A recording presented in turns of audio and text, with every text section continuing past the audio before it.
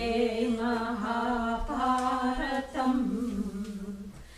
अद्वैतामृतवर्षिणीं भगवतीम् अष्टादशाध्यायिनीम् अम्ब त्वामनुसन्धतामि भगवद्गीते भवद्वेषिणीम् नमोऽस्तु ते व्यासविशालबुद्धे पुल्लारविन्दाय तपत्रनेत्र येन त्वया भारततैलपूर्णः प्रज्वालितो ज्ञानमयः प्रदीपः प्रपन्नपारिजाताय ज्ञानमुद्राय ज्ञानमुद्राय कृष्णाय गीतामृतदुहे नमः सर्वोपनिषदो गावः दोग्धा गोपालनन्दनः पार्थो वत्सः सुधीर्भोक्ता दुग्धं गीतामृतं महत् वसुदेवसुतं देवं तं सचाणूरमर्दनं देवकी परमानन्दं कृष्णं वन्दे जगद्गुरुं लास्ट वन यं ब्रह्मा वरुणेन्द्ररुद्रमरुतः स्तुन्वन्ति दिव्यैस्तवैः वेदैः साङ्गपदक्रमोपनिषदैः गायन्ति यं सामगाः ध्यानावस्थिततद्गतेन मनसा पश्यन्ति यं योगिनः यस्यां तं न विदुःसुरासुरगणाः देवाय तस्मै नमः देवाय तस्मै नमः ॐ सहना भवतु सहनौ भुनक्तु सह वीर्यं करवावहै तेजस्विनावधीतमस्तु मा विद्विषावहै ॐ शान्ति शान्ति शान्तिः. We'll chant the verses from 39, from 40 and 41 together. Together. Esha te vihita sankhye buddhir yoge tvimam shrinu buddhya yukto yaya partha karma bandham prahasyasi नेहाभिक्रमनाशोऽसि प्रत्यवायो न विद्यते स्वल्पमप्यस्य धर्मस्य त्रायते महतो भयात् व्यवसायात्मिका बुद्धिः एकेह कुरु नन्दन बहुशाखाह्यनन्ताश्च बुद्धयो व्यवसायिनाम्. We finished the 39th one last time. Eshate abhihita sankhye. In the 39th verse, what was being done? A division was being done between the vision of the Veda. What is the vision of the Veda? Vedanta, that all that is here is one. that is the vision, and the way of life that is conducive to internalizing this vision. That is what the difference was made. And so there is a difference between the means for the knowledge, which is what? The Gita, the teachings, right? This is the means for the knowledge. This is what is called Mukhya Sadhanam. Sadhana. Mukhya. Mukhya means the primary means. Mukhya Sadhana. And then there are auxiliary means or secondary means. You know, just like when one has some cold or something like that. And then what can one do? One can take, whatever it is, echinacea, primary means. And then secondary means hot soup, rest. This is the secondary means, correct? So the primary means is what is going to make the, cut down the 7-day cold to 1 week. That is that is the primary means. And then the secondary means is just little buffer. It's going to help the primary means to work, because if one is running around and also taking echinacea, it's not going to help. It's going to be, it's going to make it longer. The healing process is going to be harder. So just like here, to heal the scars of samskara, we have samsara. We have, the primary means to heal from samsara. What is that? Shravanam. And Shravanam, for Shravanam to work properly, like the antibiotic of samsara, correct? We need the probiotic of Karma Yoga. That is what we need. Karma Yoga means a committed lifestyle, a lifestyle where I have a commitment to the knowledge. And the commitment to the knowledge means what? I should be studying all the time, correct? Yeah. Here we have to pay people to come to the classes. So how am I going to be studying all the time, correct? So that's not going to happen, because as it describes in verse 40, 41, 42, 43, it's going to describe a lot of, various ways in which people are embroiled in the day-to-day life, and because of that embroiling and that entangling into the day-to-day life, you don't know where time goes. You think you're all ready to come to class, and then suddenly you don't have time. And then suddenly the child wants something. Suddenly the spouse wants something. Suddenly something is gone wrong. Suddenly the house needs attention. If the children are okay, then the house itself needs attention. So this way, this is Bahushakha. There are so many ways in which the priorities, like the Mekong Delta, branch off into various, rivulets. And so therefore, it is not possible to study all the time until and unless the mind is been fixed, Yeah. You have to impale the mind with the arrow of Om. Yeah. This is what it says. This is what in the Kathopanishad also, in the Mundakopanishad also. Dhanur grihitva aushadam mahantam. Yeah. Pranamo dhanuhu. The arrow is Om. And this vacillating mind is impaled with Om. This is impaled with the discharge of the arrow, and this is Aupanishadam Dhanur Mahantam. This the bow, Dhanuhu, is what? The Upanishad. And the arrow, the Sharaha, is the Omkara. The Omkara is released by the Upanishad, and the wandering mind, bullseye, and what happens?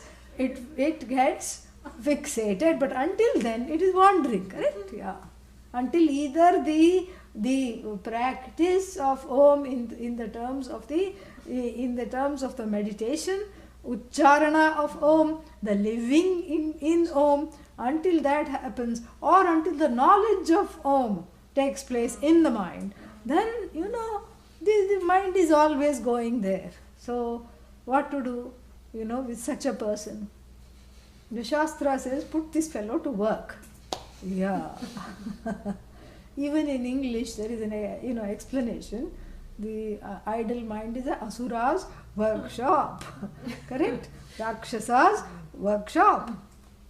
Meaning, if the work is not being done, what happens? All kinds of ideas come. And in the beginning, they look good. They look very appealing. I think I'll rob a bank. And then they look very appealing. Yes, this is I need money. And this is a very shortcut. I live close to the bank. And I have already studied the various ways in which they secure their wealth. And then what? And I have gone to the shop, to the store, and bought the tunnel digging equipment from my house across to the bank. I can do this. And the more one entertains these fancies, they take a foothold in the mind. And you know what happens? They start looking really, really appealing and really, really real. Because that which is truly real, i.e. myself, is not being entertained as a possibility at all. So the unreal becomes real. Yeah, this is what it is. Karl Marx tried to say this, but he didn't have Ishvara, so he did not succeed. He said all that is solid melts in the air. This is what he was trying. There is a very philosophical manuscript called the German manuscripts or something, manuscripts of 1844. Worth looking into. No Ishvara. That is the problem. That is why Karma Yoga without Ishvara is not Karma Yoga. So no God there, no Ishvara there. All there is some kind of a, you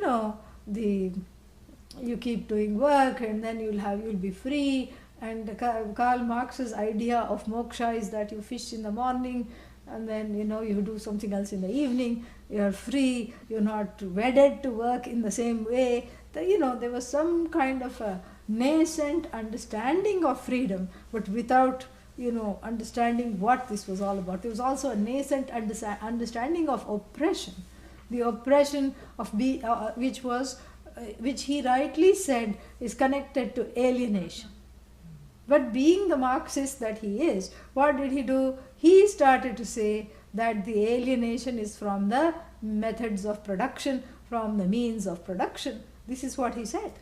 But really speaking, the alienation is from oneself. That's why these 1844 manuscripts are interesting, because this is the only place he talks of alienation from oneself, and he calls it species being, the alienation from the species being. But again here, what this species being is, he has no clue, because he has this fear of authority, or he has this, rankling issue with authority, so he really could not, understand Ishvara. And and Ishvara is not a matter for deduction, so he could not deduce Ishvara either. So therefore, it is something that was left, unfinished.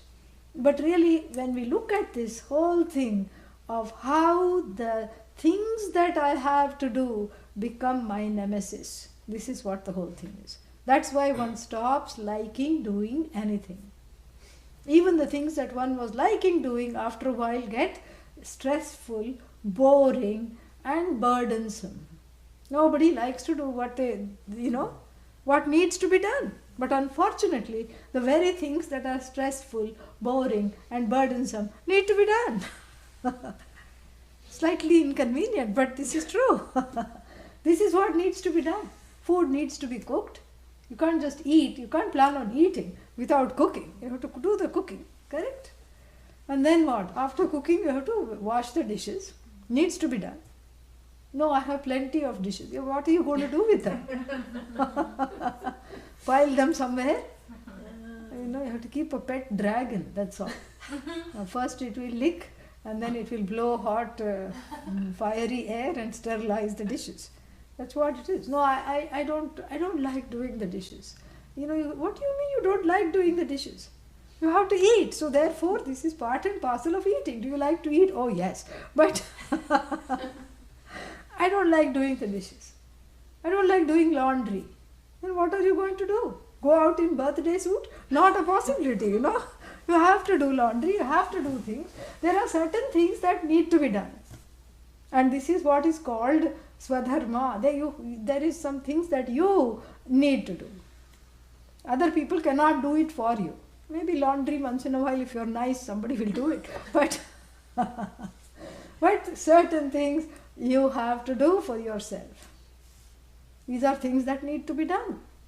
And then if you have a job, you have to wake up. Correct? Yeah, this is the prerequisite for going to work.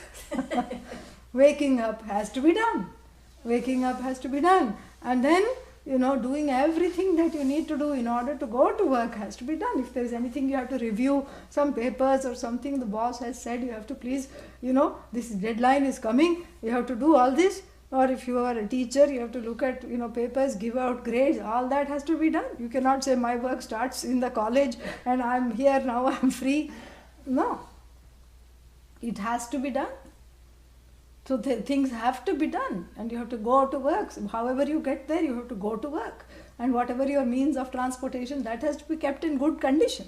You can't say, oh, I don't know if the car works, I'll go to work. If not, that means Bhagavan doesn't want me to go to work. If the weather is nice, then I'll go to work. You can say, I will allow you to say, if the weather is nice, I'll come to class. That is okay. But if the weather is not nice, I won't go to work. This is not an option. You have to do certain things. And these are all called Swadharmas. And Swadharma doesn't stop at that. Swadharma also includes certain roles that you play. You play all these roles. You are a daughter or a son. You are a mother or a father. You are a sister or a brother. You are a spouse. You are a student. So many roles are there. You are a teacher. So many roles are there. And you are an employer, employee, whatever it is. All these roles have to be played. And the roles do not come with instruction booklets. Yeah. Just like an appliance that you buy. And the appliance, when you buy the toaster, it says, please don't plug it and then put it in the bathtub. The American toaster will say that.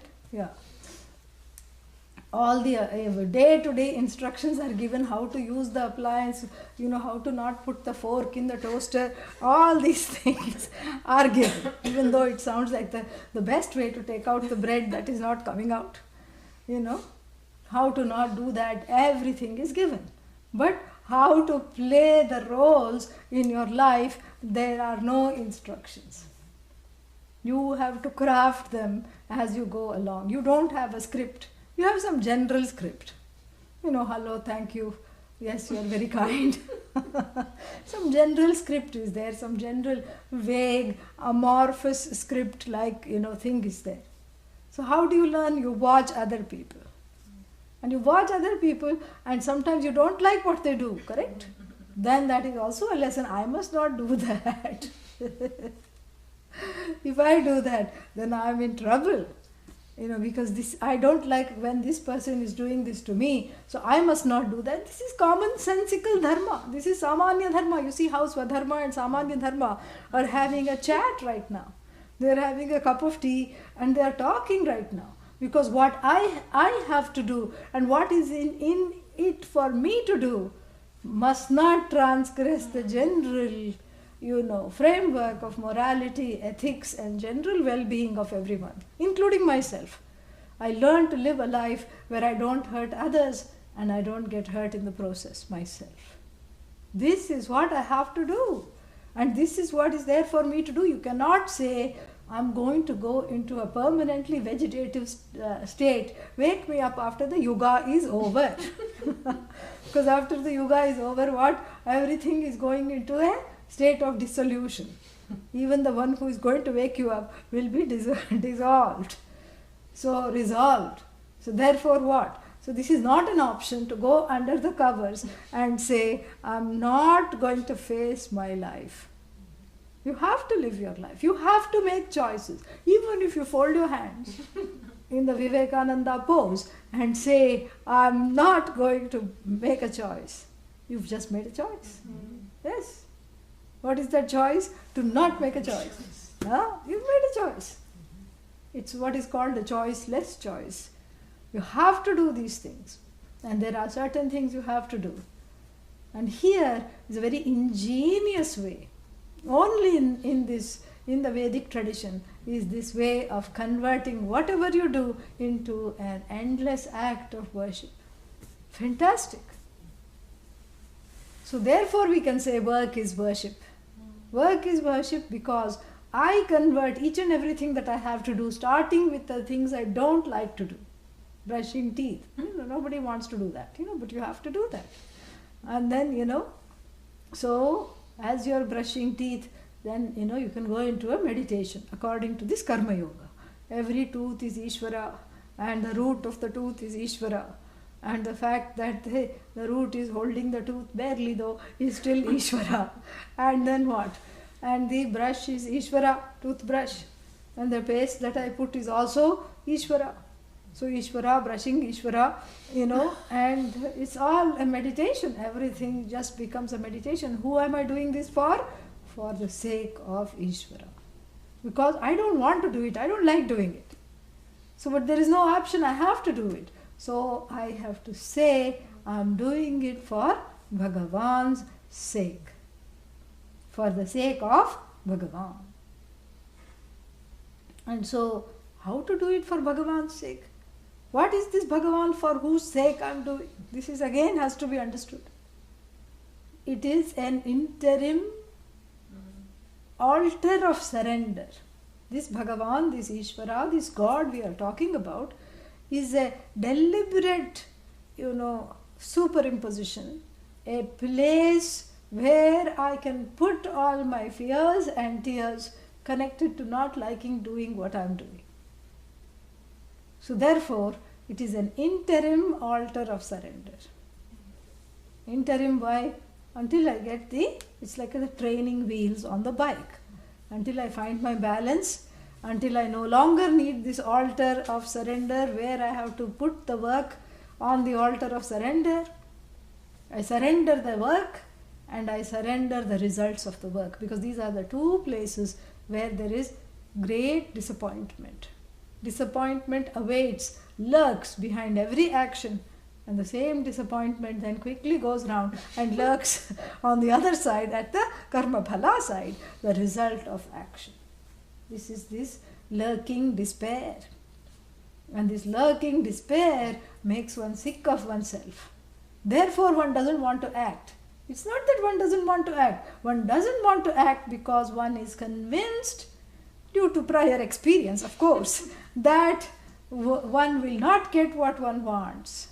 That one is always going to be unsuccessful and remain a loser. And so therefore, I'd rather skip the action because I'm afraid of greeting the results of action. This is the problem.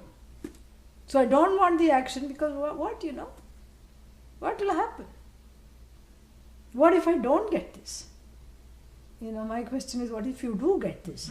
That is also very freaky. That's also frightening, What if I do?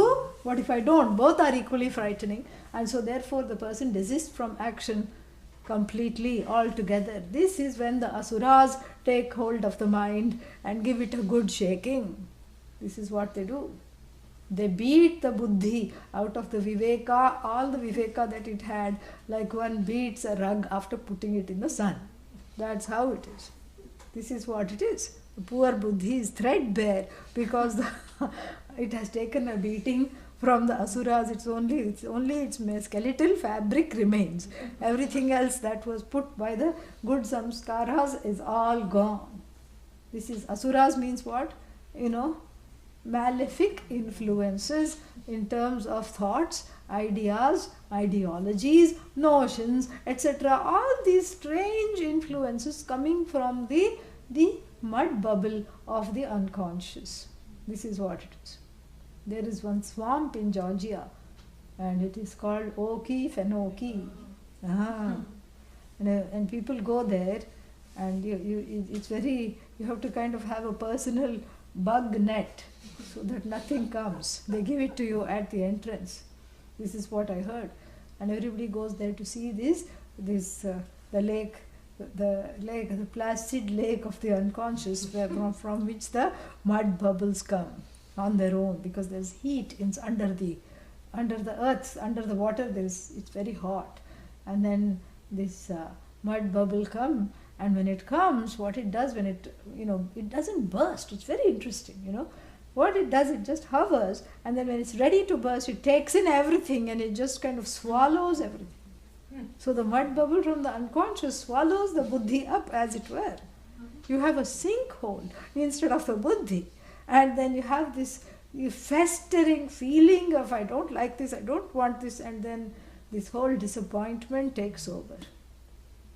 This is an ingenious method, a many-pronged method, and I'm going to discuss it step by step, of not letting the unconscious take over. So what do? I make a list of all the things that I cannot live, and I cannot not do, meaning I cannot live my life without doing. I make a list of all those things, from the mundane to whatever. Then what? This is what I call nitya karma. Yes. And like Arjuna did, Arjuna dragged Krishna into his chariot, correct? Yeah. He said, you come along, otherwise I'm not even going to go. And he made him sit right in front. When all the arrows are coming, who is getting the arrows first? Krishna. They have to dodge Krishna to come. This fellow is happily sitting in the back. And still he is crying, even though he is so protected. So this is what? The buddhi made the right decision. And then in the first chapter, the bubble of the unconscious came and swallowed up this buddhi. You see this happening in action. Yeah. Mad babalaha, Mad mrid budbudaha. Budbuda means bubble. Yeah, mrit means mud. So this is what we see. We see him swallowed up in his own thinking. He made the right decision. He was going to the war and he was offered this what is that? This unslayable army of the Yadavas. This army that was impregnable, unslayable. Nobody could kill them. Only they could kill each other. That's how they perished at the end. They started infights. Only a Yadava could kill another Yadava. And so it continues among Indian politicians with last name Yadava in India. So this is how it is. So nobody could touch this army. He had the choice to have that army.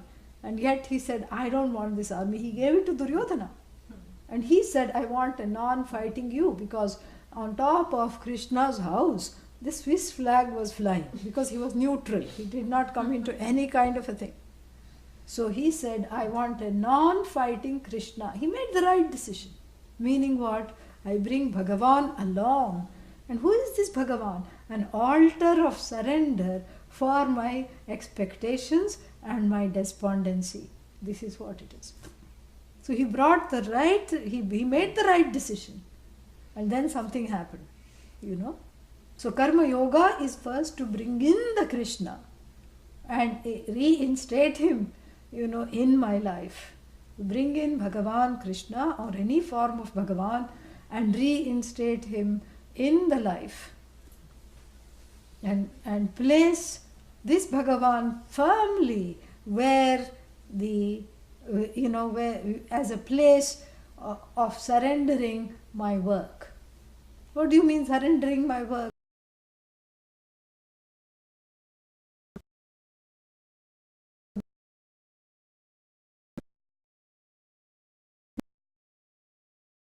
Will do it badly, correct?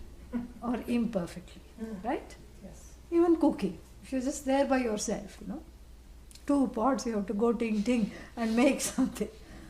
And you'll just throw some. That's why in America we have an expression, what did you do for dinner? I just threw something together. Yeah, you throw the garbage and you throw the food also. This is the same verb, throw is used. I threw some. Nobody cooks. Everyone throws something together. And you just throw it here or there. Doesn't matter. So if you're cooking for yourself, it's very boring. Because nobody is appreciating. Nobody is saying, oh, wonderful. If you're cooking for yourself, you're not going to light little candles and then, put some rose in the middle of the dining table. I mean, you can, but generally people don't. You cook something means you just, eat it in the patram where it was made. Yeah. Patram means the pot. Yeah. Because why wash 2 things,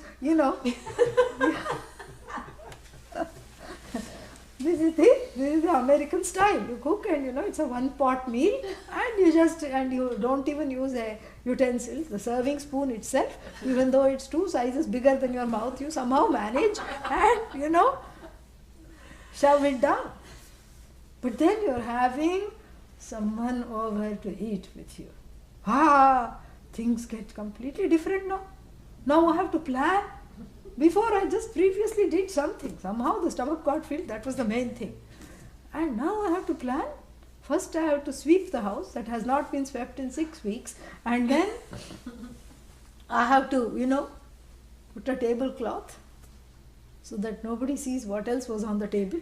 You cover the table with a tablecloth and all the accoutrements comes out, candle stands and little, the vase which holds one flower, and then, all these plates and everything. And then you go shopping, then you make everything look very nice, and, and then you consult the recipe book, and then you say, okay, this is what I'm going to make, or this goes very well with this, and you make it very nicely. And then what? What is the expectation? You'll get a compliment. The person will say, oh, you did all this for me? Oh, how nice. I never thought anybody would do this for me. Oh, good.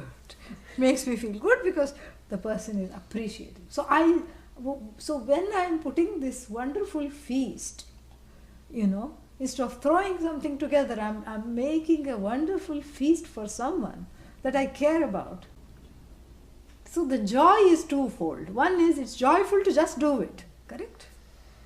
And then the hope is, that person will reciprocate. Meaning what? Next week I can go to their house. In the Indian community, these women keep going to India, correct? Mm-hmm. At the drop of a hat, they book the ticket and go to India. And the men are, there's a special term for it. They're called, what are they called? The wife is out of town, a kind of a temporary grass widower, it's called. It's a certain term. Meaning the wife is not dead, she will come back. Right now she's not available. And Indian men don't, they know how to boil water. Beyond that, we don't ask them anything else because they are raised with a lot of privilege. Very few men cook. Very few. You can count on the, half a hand how many cook in any room full of given men. So then the men are all there, and the other women from other families, they feel sorry and invite him turn by turn so that he doesn't have to, eat out or, fend for himself. And then the hope is that when they go, this wife in absentia, she doesn't even know that her husband is being invited. But the hope is that she will come to know because he will tell her. And then when they go out of town, she will invite their husbands too. That is the hope. So when you do something for someone, yes, there is a joy. Yes, you want to do it. But then the person feels, that a little accolade is due. Somebody should at least come and say, oh, I never knew your house was so beautiful. And you live in such a nice house. Oh, you did all this for me. I really appreciate it. But without appreciation, if supposing the person comes, let's say the person is in a bad mood, you thought you were in a foul mood, but this person, made the word foul, gave it a new definition, and then came to the house, and found fault. Not only did they not appreciate, that was bad enough, but also found fault with everything you did. There's not enough salt. What? No dessert? How did you make this? This is not good. The tablecloth has a stain, and you missed a spot while vacuuming. So if they do that, what will happen? All the gusto, all the enthusiasm with which you had prepared comes tumbling down. And everything, and then you feel resentful. Why did I? And you feel like taking the food away from their hands, taking the plate away. Enough, you've had enough. Go home now. This is what you feel like doing. But the etiquette Vishesha Dharma here, the etiquette doesn't allow you to do that. So you somehow, grind your teeth even during the daytime, and then, you somehow allow the moment to pass, allow them to leave, and then what? And then the ears turn into like a stove with the smoke coming out of the ears. There's so much anger, so much resentment. And then you say, I did the wrong thing, I shouldn't have done that. What was possessing me? This person is always like that. And I'm never going to do anything for him. I'm back to under the covers. This is the decision. This is what happens in life. Is that everything I want to do because I want to be noticed, because I want something out of it, because I don't have that self-confidence in myself, without appreciation, without approval, without accolades, to be self-standing on myself. I don't have that. And the teaching is going to teach that. But while it is teaching this, I can help myself with a little bit of a practice of this special kind of yoga that does not require any bending, that does not require to get into the shape of a pretzel. It doesn't require anything. It's such an easy thing. First, what I do is that, the action itself, I say, whatever action I'm doing, whether it is for myself or others, I say it is for the Lord, it is for the Goddess, it is for Bhagavan. And this is already making the action foolproof to criticism. Bhagavan will not criticize. Bhagavan will not say, that's why the Naivedyam, you can give anything, correct? Bhagavan will not say, what have you given me? Is this what you eat every day?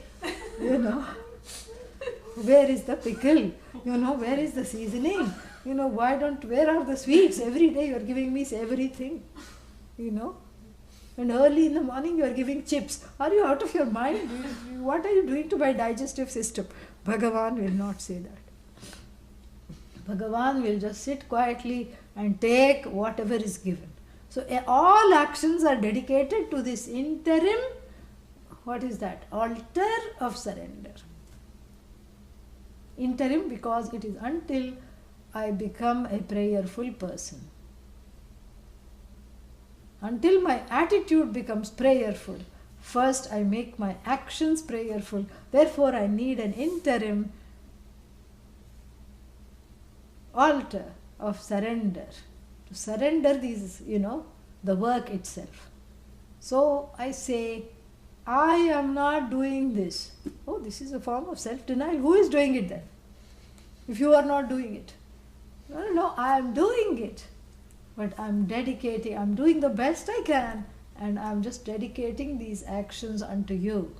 I am doing these actions inspired by you, provoked by you, blessed by you, because you are the ones who have given me hands, legs, a buddhi, most of the time, which works, and equipped with all this, I am doing this, for your sake, on your behalf, I am doing this. This itself is a very important step, a very safe step, because what are we doing here is practicing akartritvam, practicing non-doership, bringing in Bhagavan as an entity which takes on the doership, over which my doership is superimposed, so that I remain free of the disappointment which doership inevitably leads to. So the next step is what? The results of, if the action comes from the Lord, the results of action come from where?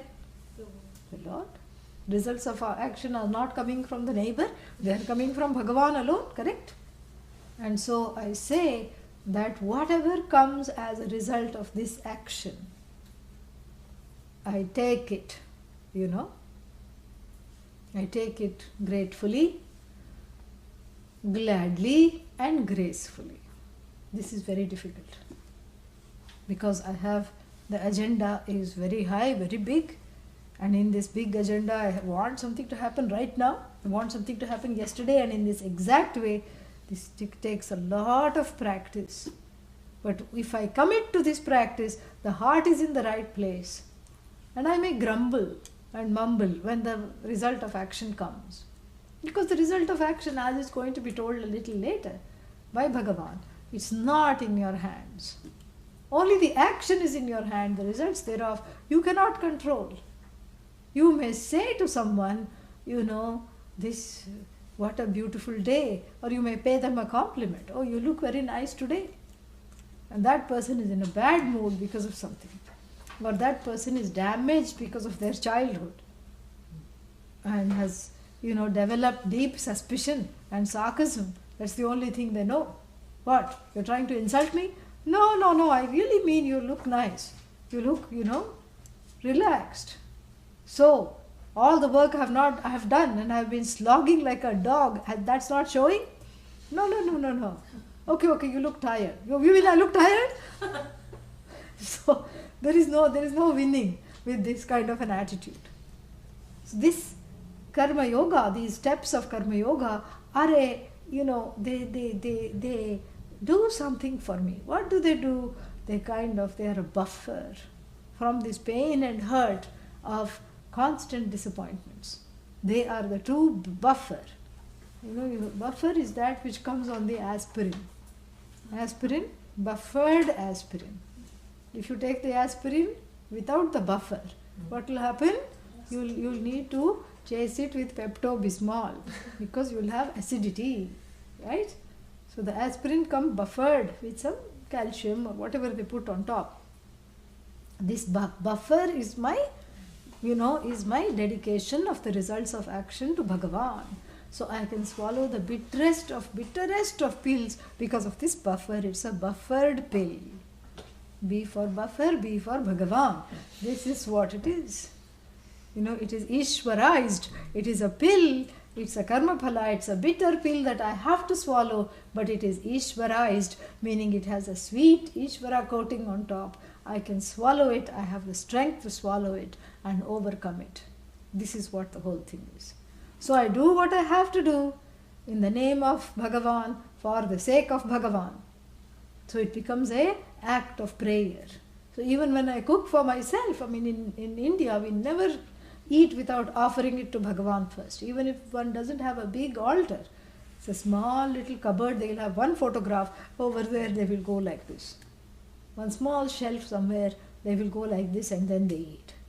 And so there's always someone else, here eating the food with you. You are never alone. So you make it very tasty. You take great care in cooking. And in a way, dedicating it to Bhagavan becomes an act of self-care. It's wonderful. Becomes great act of self-care. And so then what? Then whatever the results that come from this action, I learn to take it with equanimity. That's going to be told later. I learn to take it with equanimity because I'm not in charge of the results. So I learn to, in this way, be prayerful all the time. This is what is, karma yoga. And then here, you cannot say that, okay, I will take the results with equanimity and I will do whatever I need to do. Go back to the example I gave first. I plan to rob a bank tomorrow.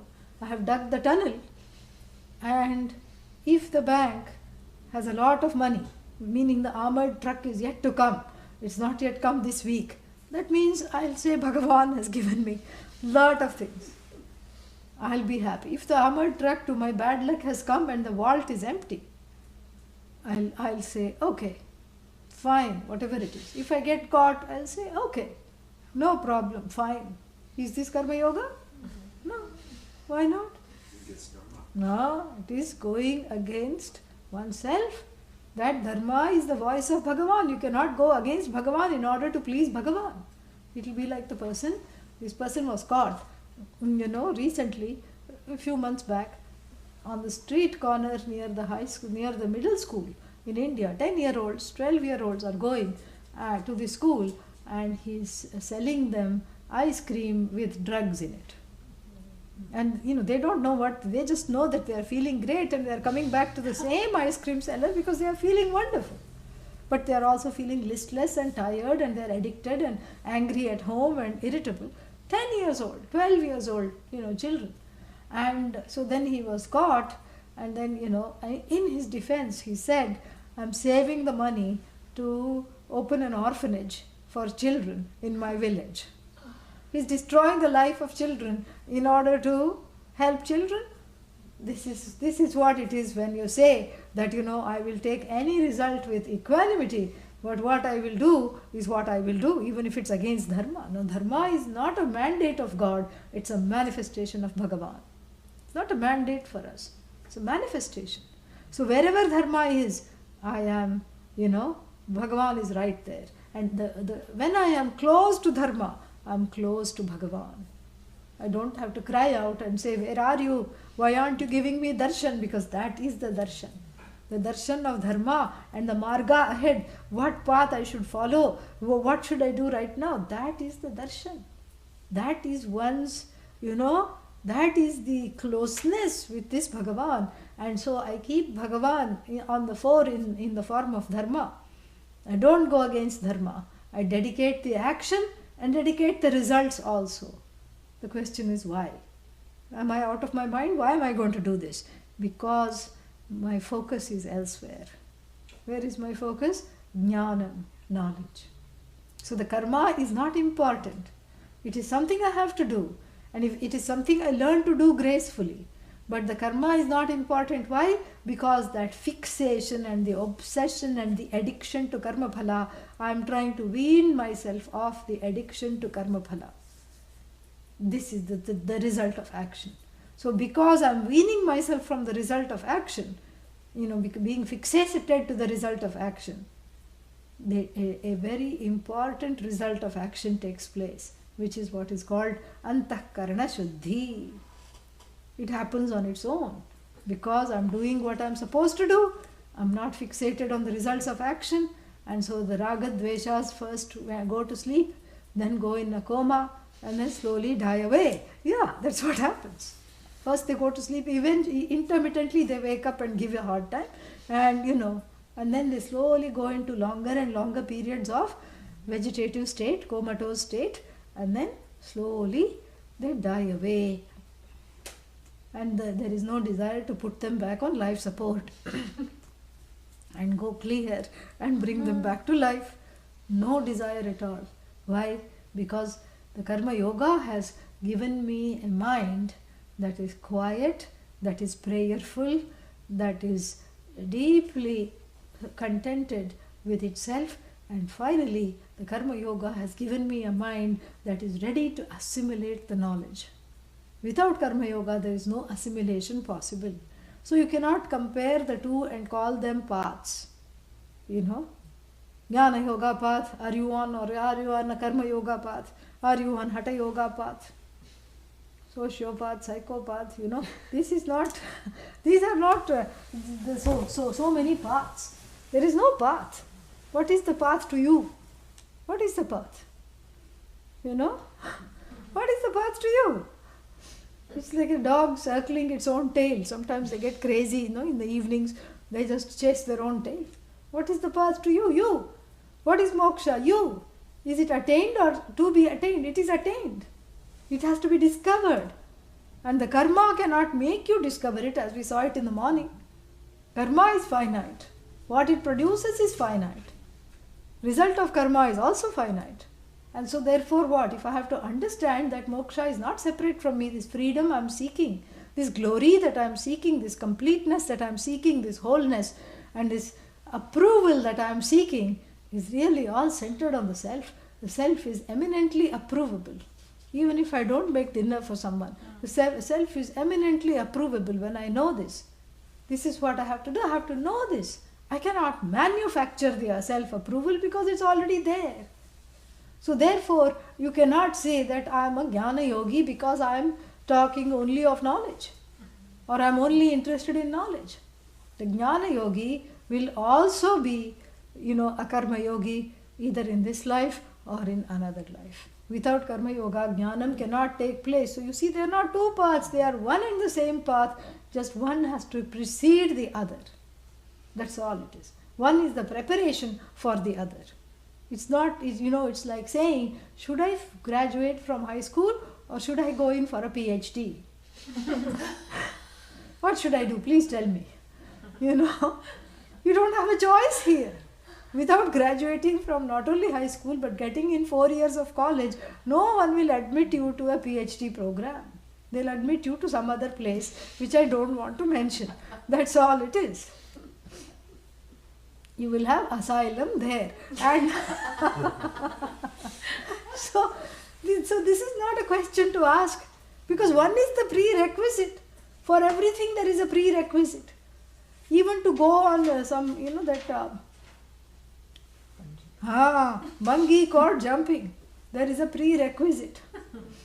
First they say send the X-ray of your spinal column.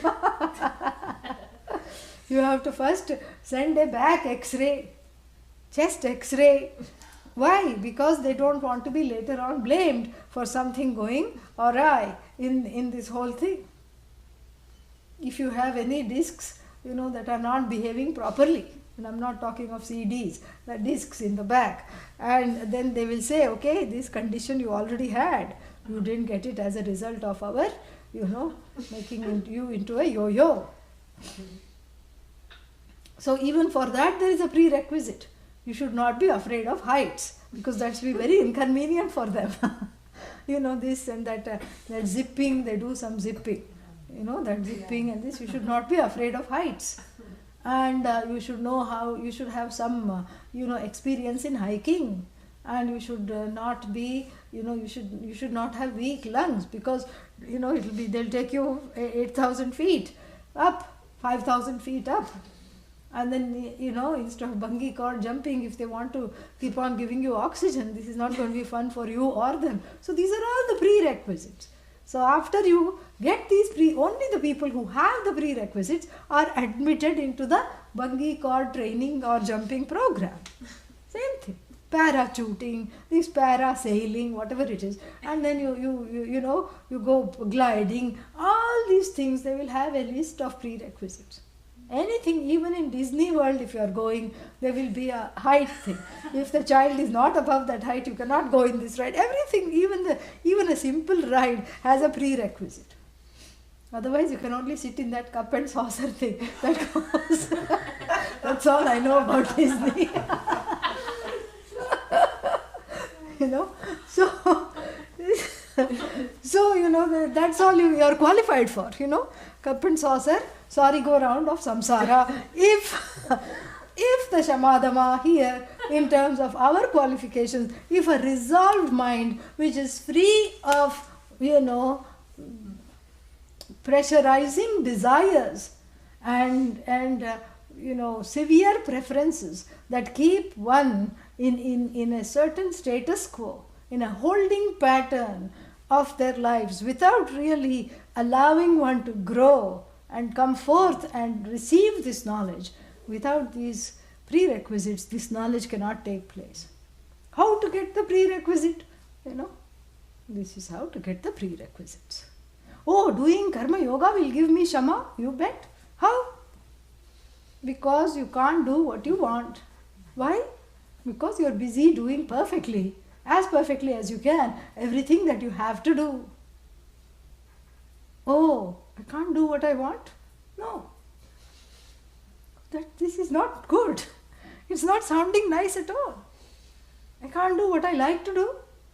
Only after you learn to do, whatever you don't like to do.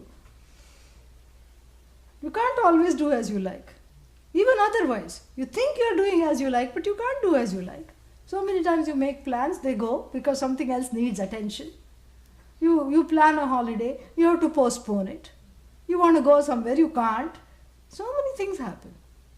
You want to do something, the weather doesn't cooperate, so many things happen. So therefore you are constantly battling with what you like to do. Here this likes and dislikes are taken out of the equation, because my focus is not to do what I like. My focus is to grow spiritually beyond my likes and dislikes and get a resolved, calm mind which will receive the teachings without protest. This is my focus. This is my goal. This is my ambition. So it doesn't matter what I do. It doesn't matter what I have to do. I learn to do it prayerfully, as perfectly as I can, and abiding every moment with my presence. So I learn to be present in my actions. This is very important. Because otherwise the mind is somewhere. The hands are doing this. Something is happening. And then, oh, why didn't this happen? Oh, I forgot.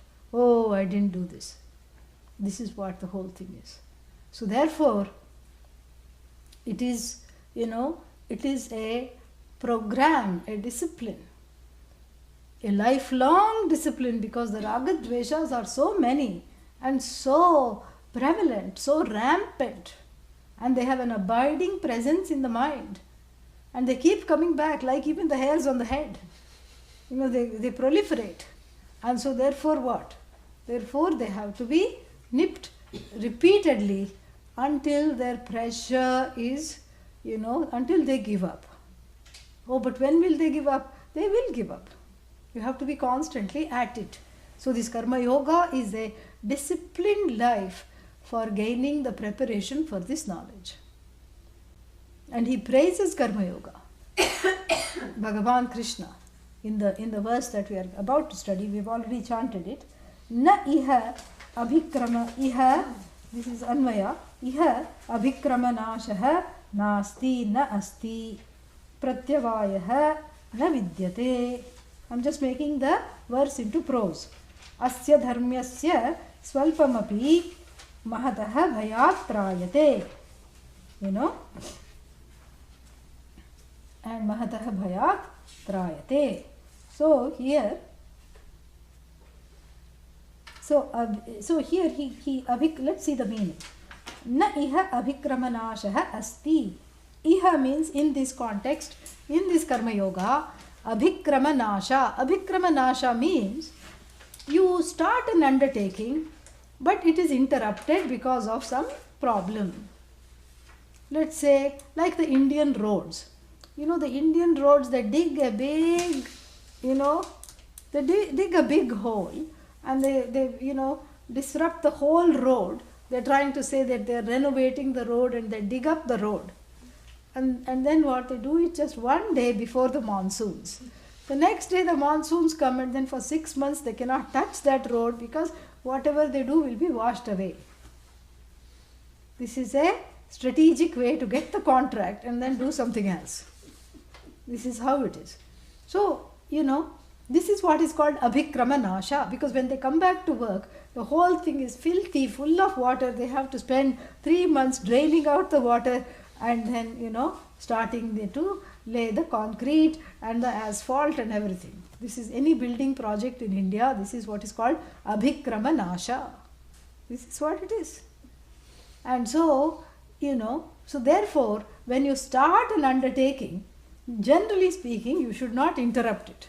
You should keep going properly, because what will happen otherwise? Abhikramanasha, you'll have to do double the work afterwards. Because you've not done it properly, you'll have to do twice the amount of effort you'll have to put afterwards. And so this is called abhikramanasha. We also have another example called, yamadvitiya. What is this? Not yamad, dvitiya vigna. Meaning, you never start a class. For example, it's very much discussed in the teaching. Dvitiya vignam. What is this? Vigna means obstacle. Dvitiya means the second thing, So you never start a class, for example. Like supposing, if I'm going out of town, I'm going somewhere next week. So I will never start a class this week that's going to meet once a week if I'm going out of town next week. Why? Because it's a dvitiya vigna. Because it's very difficult to come back after that. And dvitiya is ruled by Lord Yama. Lord Yama comes with his shears and says bye-bye to the class. So therefore you never have this second thing, the second time when you're doing this, or the second thing to be done in the krama, you never make it an obstacle. Yeah, this is what it is. So like this, because then you'll have to start afresh. This is what is called abhikramanasha. In karma yoga there is no abhikramanasha. When is the good time to begin? Anytime. You cannot say, oh, I have missed 50 years of my life. Now it is too late to start. Already 51. when will I start Karma Yoga? I should have started when I was tying my shoelaces as a 2-year-old. When I was learning to tie the shoelaces, I should have said, oh, this shoelace is for Bhagavan and this little bow is for Bhagavan. I should have been doing this then. Now here I am myself tied into various, I am only tied up in all these, priorities. This is not the time to start. No. It is never a bad time to start. And then supposing if I start Karma Yoga today and tomorrow the Raga Dveshas give a beating. Why did you do that? Why did you start Karma Yoga without our permission? Why did you do that? We are going to teach you a lesson, and today we are going to take over your mind so that you forget what it means to do anything prayerfully. Yeah, we are going to make you do everything. We are going to make you pray upon everything. P-R-E-Y, no P-R-A-Y today. So what happened? Dvitiya Vigna took place because today I started Karma Yoga. Yesterday I started Karma Yoga. Today the Raga Dveshas came and protested. What are you doing to us? We were having such a good life, you and I. You were our slave and you were coming along to do whatever we wanted you to do. And now what have you done?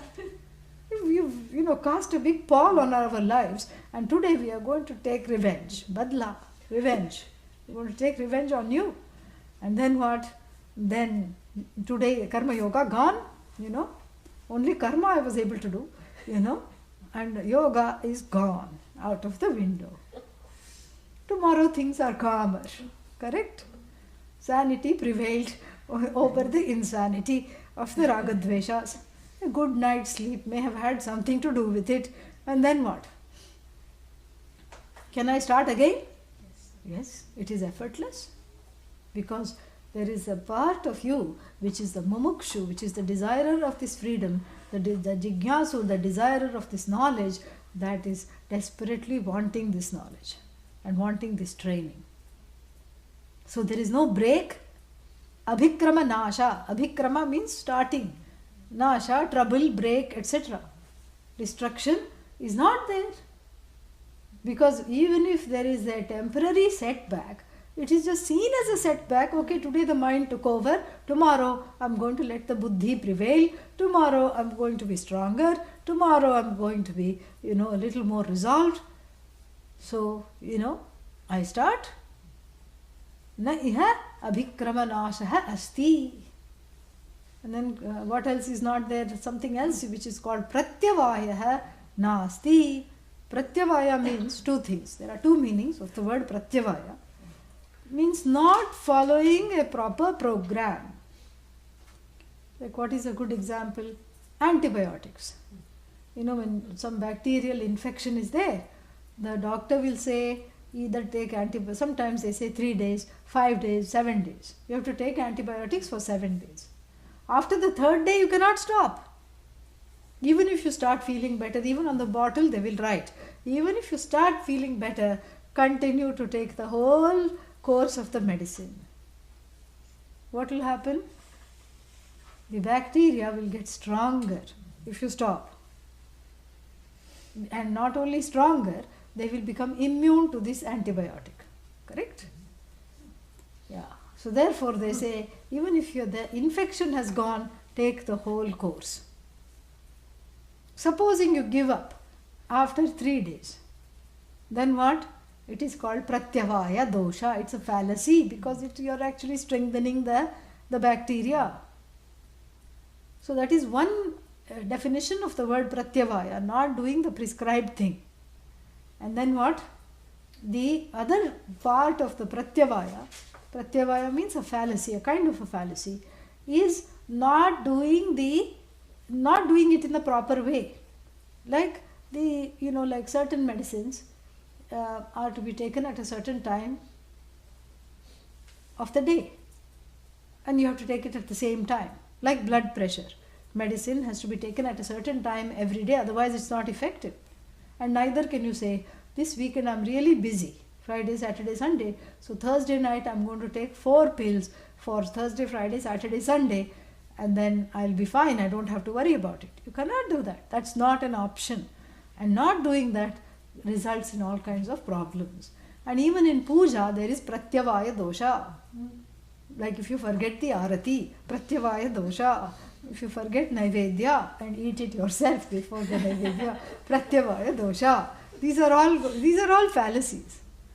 But for karma yoga, is there pratyavaya dosha? Is there a fallacy of not doing it at the proper time? No. Any time is karma yoga time. Is there a problem? Is there some punishment because I'm not doing it in the correct way? No. Any way is correct way. It's not the action that I'm focusing on. It's the attitude with which I'm performing the action that I'm trying to purify. Any action I can make, I can karma yogify any action at all. So he's giving him the praise of karma yoga. Look at how easy it is, how effortless. There is no destruction, there is no starting trouble, there is no problem. If you start on a wrong day or you don't see the muhurta and start, it's not an inauspicious day for karma yoga, does not exist. And then what? There is no right way to do it. There is no right time to do it. And then what? Swalpam api. Su alpam means even a little bit, even the tiniest bit of this karma yoga. Even if you do it once a week. So, even if you do karma yogify your life on the weekends, weekdays are gone out of the window, but weekends, if I karma yogify my life, swalpamapi asya dharmyasya. This dharmyam means that which is in keeping with dharma. Dharmyam, dharmad anapetam, dharmyam, not opposed to dharma. That which is in keeping with dharma. If I follow that which is in keeping with dharma, what happens? Trayate. It protects. Tra rakshane. Trayate. Mahato bhayat. From great fear. This karma yoga, even if it's done imperfectly, even if it's done every other day, even if it's done once a week, even if it's done a little bit, even if I have the intention to do it, I have not done it still, it protects me. The commitment to karma yoga protects me from fear. Even the slightest commitment to karma yoga protects me from great fear. Mahato bhayat. Mahat means big, big fear. How does it protect from fear? How? It's all Bhagavan. I'm not at fault. For the first time, I don't blame myself. So I'm not at fault. And so then the results of karma cannot come and get me because it's not my fault. I'm not at fault and I didn't do anything wrong. And the results of karma, whatever it comes, I develop the strength of mind to be able to take what comes. So I don't feel guilty. And because I'm attuned to Bhagavan all the time, I feel protected. And I don't feel hurt if somebody else lashes out also. I take it as, okay, this is my own karma phala, no problem. I take it with a certain equanimity. I learn to take it. So it becomes a shock absorber in my life. Over the potholes of the road of samsara, I learned to, have a smooth ride. And then as a result of that, I feel totally protected and from even the greatest source of fear, greatest loss, greatest anything, I feel buffered because Bhagavan is with me, just like all the arrows had to pass Krishna first and then reach Arjuna, which they never reached because the Bhagavan, who was all powerful, warded off those arrows. This way, having Bhagavan with me, sit in the driver's seat of my daily broken down chariot of this body, mind, sense complex. This Loda chariot, which is on its way out mostly. Having Bhagavan drive it, what will happen? I have given the keys, I have given the reins to Bhagavan. Bhagavan is driving it, I am just the passenger. So I am just here for the ride, you take care of it. I am just doing it on your behalf. You are the doer and you are the giver of the results of action. So therefore, since Bhagavan is driving, there is no fear at all. Swalpamapi asya dharmyasya trayate mahato bhayat. From the greatest of fear, it protects. We'll just look at the bhashya and see if there is anything extra. Na iha moksha marge karma yoge abhikramanashah abhikramanam abhikramah prarambha tasya nashah nasti yatha krishyadehe I just love this part. I love Adi Shankara. It's so wonderful. I was just saying, oh, okay, there's nothing to explain. It's all wonderful. It's all we covered. Krishiyade, hey, he says. Like when it rains, you have to start the ploughing, correct? Krishi means to plough, to do agriculture. So Krishihi is agriculture. You have to plough the earth and sow the seeds just when it's about to rain. You can't sow the seeds in the summer and then in the winter it will rain. It's not going to work that way. So then if you miss the sowing season or the ploughing season, you can kiss the crop goodbye because there's not going to be a harvest, correct? This is a very fine example of Abhikrama Nasha. So here in Karma Yoga, what is the harvest? No harvest. Harvest is you. What you do is harvest is Bhagavan, and what you do is your effort is Bhagavan. The results of the karma are also Bhagavan. So there is no wrong way to do it.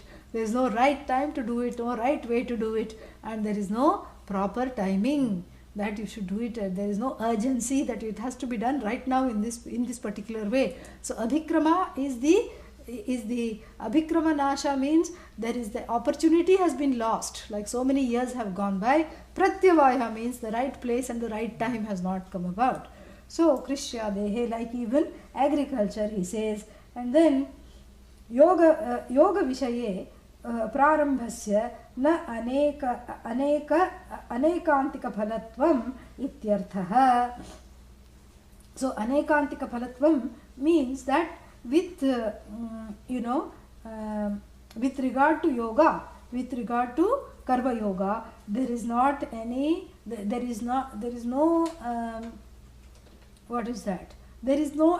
there. There is no end to be afraid of. There is no anticipation of a harvest that can go bad, because there is nothing that can go bad in this. That is what he is saying. Because the success of karma, the karma yogas, the success of action, just karma, is measured by the results. But the success of karma yoga is measured by the process. So the success is measured by the extent to which my own raga dveshas are purified. The success is not measured by what is the product at the end. So there is no doubt remaining, will I get this or will I not? Because there is no product. There is only the process. And the process is perfected. The attitude is perfected. And the product it doesn't matter. It's immaterial because I'm not interested in the product. I'm interested in the process. I'm interested in purifying myself. That is the process. It is process oriented. It's not product oriented. And Adi Shankara is brilliant. And then he says, Kincha, furthermore, na api chikitsavat pratyavayo vidyate. This I have explained. Chikitsa means like in the medical, chikitsa means medicine, remedies. Yeah. Kit is the verb. Yeah, chikitsa. So it uses sun even when it's not in the desiderative. There are three verbs that use san pratyaya, not in the not necessarily in the desiderative sense. Gup, tij, and kit. Tij, the verb tij. What comes out of that?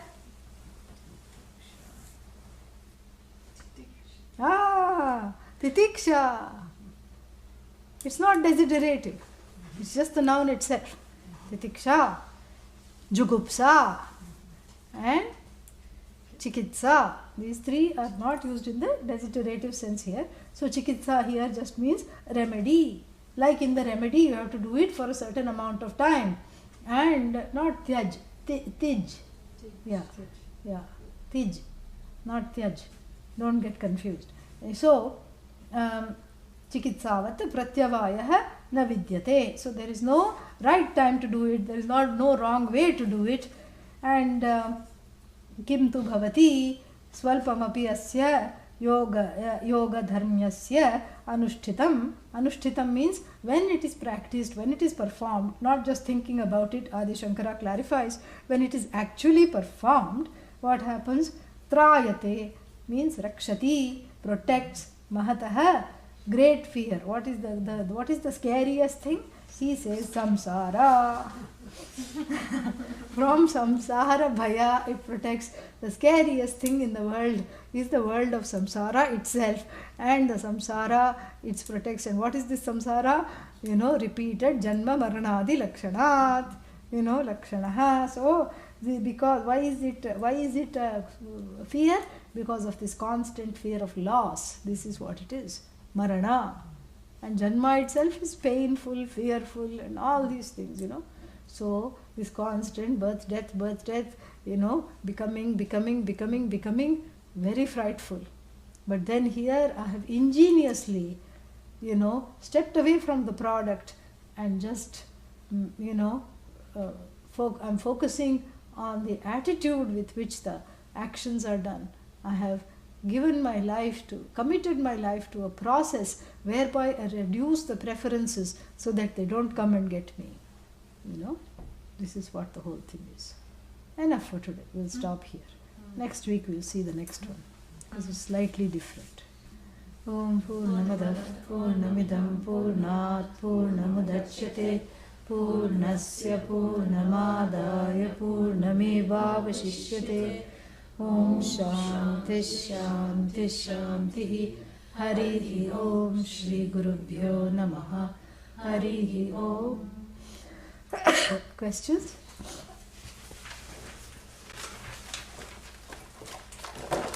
Questions are there?